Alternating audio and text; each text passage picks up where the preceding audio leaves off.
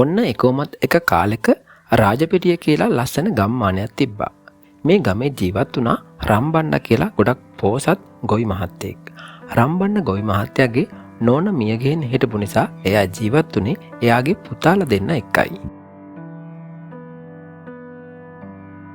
සේනක, ඔයාලගේ තාත්තට දැන් ගොඩක් වයසයි. මේ ඉඩකඩම් තාත්තට දැන් තනියෙන් බලා ගන්න අමාරුයි. ඒ හින්දා ඔයයි මල්ලි තාත්තට කියලා මේ ඉඩම් ලියාගත්තනම් හරිනේ. ඒකම තමා සුසිලා මමත් කල්පනා කරේ. අපේ මල්ලිට තාම ඔය ඉඩකඩම් ගැන වැඩි තේරුමක් නැහැ. මේ වෙලාවේ අපි ඉස්සර වුණොත් අපිට ඉතින් වැඩි කොටසක් ලියාගන්න පුළුවන් වෙයි. ඔව් ඒක ඇත්ත. කොහොමත් ඉතින් ඔයානේ ලොකු පුතා. ඒක නිසා ඔයාට ඉතින් මේ දේපල වලින් වැඩි කොටසක් හම්බ වෙන්න ඕනේ තමා. කොහොම වුණත් මම නම් කියන්නේ ටිකක් ඉක්මන් කරන්න කියලා. ඔව් සුසිලා. ඒක මම තාත්තා එක්ක කතා කරන්නම්. ලබන සුමානේ දිහාට මේ වැඩේ ඉවරයක් කරගන්න ඕනේ වැඩි කල් යවන්න නැතුව. ඉතින් මේ රම්බන්න ගොවි මහත්තයාගේ ලොකු පුතා උනේ සේනක. එයා ඉඩකඩම් වලට ලොකු තණ්හාවෙන් ජීවත් වුණ කෙනෙක්. රම්බන්න ගොවි මහත්තයාගේ පොඩි පුතා උනේ පාලිත. ඇත්තටම රම්බන්නට ගොඩක් ආදරෙන් ජීවත් වුණෙත් මේ පාලිත විතරයි. තාත්තේ, ඔයාට දැන් ඉස්සර වගේ මහන්සි වෙන්න අමාරුයි. ඒක නිසා ඕනෑවට වඩා මේ ඉඩකඩම් එක්ක දඟලන්න යන්න එපා. ඒක තාත්තට ඒ තරම් හොඳ නෑ තාත්තේ. එහෙම කියලා පුතේ මේ ඉඩකඩම් වල්වදින්න දෙන්නත් බෑනේ. මමත් කල්පනා කරේ මේ ඉඩකඩම් ටික උඹලා දෙන්නට සමසමව බෙදලා දීලා මගේ පාඩුවේ ඇස්පියා ගන්න. ඒ දේවල් කරන්න පුළුවන් තාත්තේ. ඉස්සර වෙලා තාත්තා සනීප වෙලා ඉන්නකො මට නම් ඇත්තටම මේ ඉඩකඩම් ගැන ලොකු ආසාවක් නෑ තාත්තේ. මගේ පුතා දන්නවද මේ දේවල් හරි හම්බ කරන්න මම ගොඩක් දුක් විඳා. මහන්සියෙන් හරි හම්බ කරපු දේවල් රැකගන්න එක දරුවන්ගේ යුතුයකමක් නොව පුතේ. ඒක මම දන්නවා තාත්තේ. ඒ වුණාට මේ දේපල හැම දෙයකටම වඩා මට වටින්නේ තාත්තව. ඉස්සර වෙලා තාත්තා සනීප වෙන්න ඊට පස්සේ අයියා එක්ක කතා කරලා මේ ඉඩකඩම් ටික බෙදෙන විදිහක් ගැන බලමු තාත්තේ. ඉතින් ඔන්න ඔහොම ටික දවසක් ගත වෙලා ගියා.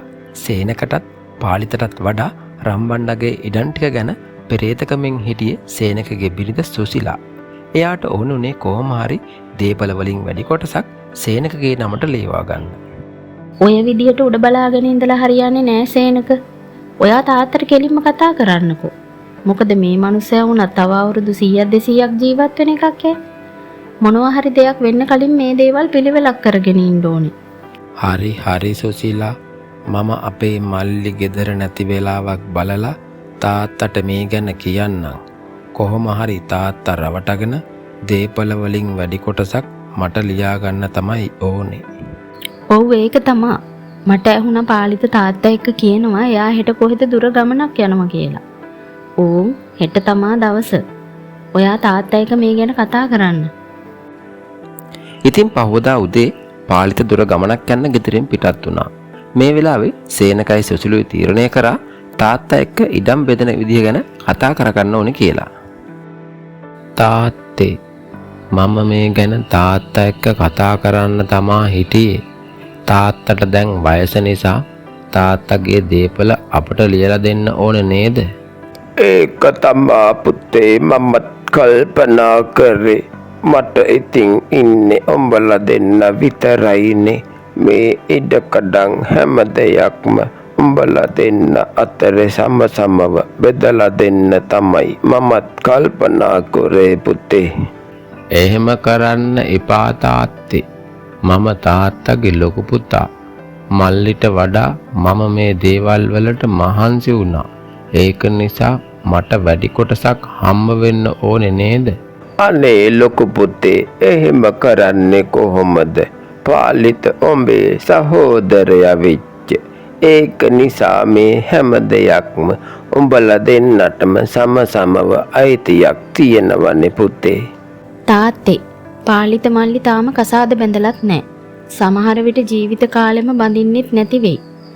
ඒක නිසා දීපල වලින් වැඩි කොටසක් සේනකට දුන්නම මක් වෙනවද? මම මේ කාරණාව ගැන පාලිත පුතා එක්ක කතා කරන්න ඕනේ. ඊට පස්සේ තමා තීරණයක් ගන්න ඕනේ. මගේ නම් ඉතින් සතුට තිබුණේ පුතාලා දෙන්නට මේ දේවල් එක සමානව බෙදලා දෙන එක ලොකු පුතේ. ඉතින් රම්බන්න ගොවි මහත්තයා පාලිත සමග මේ ඉඩම් බෙදෙන ආකාරය ගැන කතා කරා. කොහොමත් පාලිතගේ හිතේ ඉඩ කඩන් ගැන ලොකු තණ්හාවක් තිබුණේ නැහැ. පාලිත හැම නිතරම හිතුවේ එයාගේ තාත්තා ගැන විතරයි. නමුත් සේනක නම් එයාගේ තාත්තා ගැන පොඩ්ඩක්වත් හිතුවේ නැහැ. එයාට තිබුණේ දීපල ගැන තණ්හාවක් ආසාවක් පමණයි. පාලිත පුතේ මම තීරණය කරා මේ ඉඩ කඩන් ටික උඹලා දෙන්නට බෙදලා දෙන්න. මම නම් හිතුවේ පුතේ සමසමම බෙදලා දෙන්න ඕනේ කියලා. ඒත් සේනක අයියා වැඩි කොටසක් ඉල්ලනවනේ පුතේ. තාත්තේ අයියා එයාට වැඩි කොටසක් ඉල්ලනව නම් එයාට ඒ විදිහට ඒක බෙදලා දෙන්න.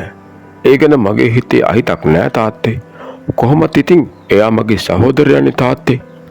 එහෙනම් පුතේ අපි ලබන සුමානේ මේ ඉඩ කඩන් ටික ලියා ගන්න වැඩේට නොතාරිස් මහත්තයා ගාවට යමු. එතකොට මටත් සන්තෝෂෙන් S2 පියා ගන්න පුළුවන් පුතේ. ඉතින් ඔහොම ටික දවසකට පස්සේ සේනක එයාගේ තාත්තා සමග ගිහිල්ලා තාත්තා රවටගෙන ඉඩ කඩන් වලින් ගොඩක් එයාගේ නමට ලියාගත්තා. පාලිතට හම්බුනේ පොඩි ඉඩම් කෑල්ලක් විතරයි. ඉතින් ඊට ටික දවසකට පස්සේ රම්බන්න ගොවි මහත්තයා මිය ගියා. තාත්තා මිය ගියාට පස්සේ සේනකයි එයාගේ බිරිඳයි පාලිතට ගොඩක් වෙනස්කම් කරන්න පටන් ගත්තා. සේනක ඔයා ඔයාගේ මල්ලිට කියන්න මේ ගෙදරින් යන්න කියලා. අපිටත් අනේ නිදහසේ ජීවත් වෙන්න තියෙන්න එපැයි. කොහොමටත් ඉතින් දැන් එයාට මේ ගෙදර අයිතියක් නැහනේ. ඒක තමා සුසිලා. එයාට කියන්න ඕනේ මේ ගෙදරින් යන්න කියලා. තාත්තා මැරෙන්න කලින් හොඳ වෙලාවට තමයි ඉඩම් කඩන් ටික අපේ නමට ලියාගත්තේ නේද සුසිලා? ඒක තමා මම අර දවස්වල කට කැඩෙනකන් කීවේ. අපි ඉක්මන් උනේ නැත්තම් මේ තරම් දීපලක් කොහේ හම්බ වෙන්නද? දැන් මම ගිහින් පාලිතට කියන්න මේ ගෙදරින් යන්න කියලා.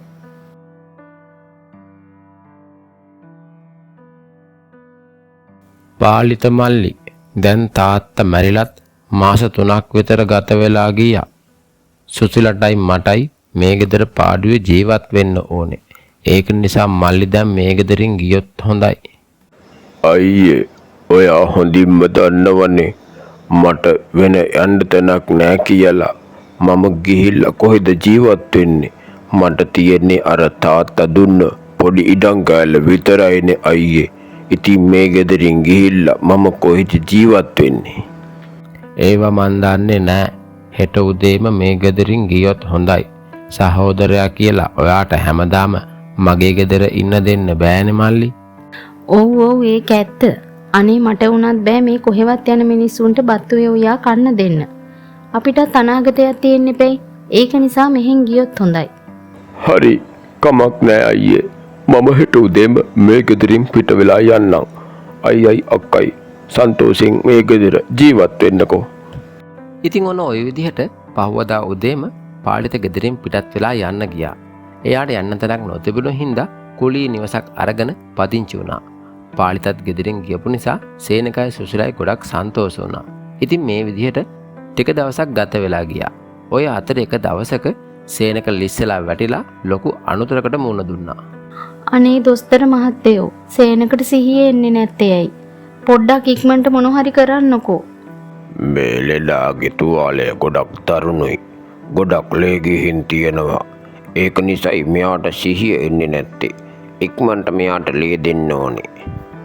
ඉතින් ડોක්ටර් අපි ඉක්මනට ලේ දෙන්න පටන් ගමුකෝ. මට පුළුවන් මෙයාට ලේ දෙන්න. සුසිලා නෝනා ඔයාට බෑ මේ ලෙඩාට ලේ දෙන්න. මෙයාට දෙන්න ඕනේ ඕපොසිටෝ වර්ගයේ ලේ. ඕපොසිටෝ වර්ගයේ ලේ තියෙන කෙනෙක්ගෙන් තමයි මෙයාට ලේ දෙන්න ඕනේ. ඒ වර්ගයේ ලේ තියෙන අය ගොඩක් අඩුයි. අනේ ડોක්ටර් අපි දැන් මොකද කරන්නේ? මගේ සේනක බේර ගන්න මට බැරි වෙයිද? මට ගොඩක් කනගාටුයි සුසිලා නෝනා. ඉක්මනට O පොසිටිව් ලේ තියෙන කෙනෙක් හොයාගත්තේ නැත්තම් ඇත්තටම මෙයාව බේරගන්න එක ගොඩක් අමාරු වෙයි සුසිලා නෝනා. ඉතින් ඔන්න ඔය අතරේ සුසිලට මතක් වුණා සේනකගේ මල්ලි පාලිත. පාලිතට තියෙන්නේ O පොසිටිව් ලේ වර්ගය කියලා සුසිලට මතක් වුණා. සුසිලා ඉක්මනට පාලිත මුණ ගැහලා මේ විස්තරේ පාලිතට කියන්න තීරණය කරා.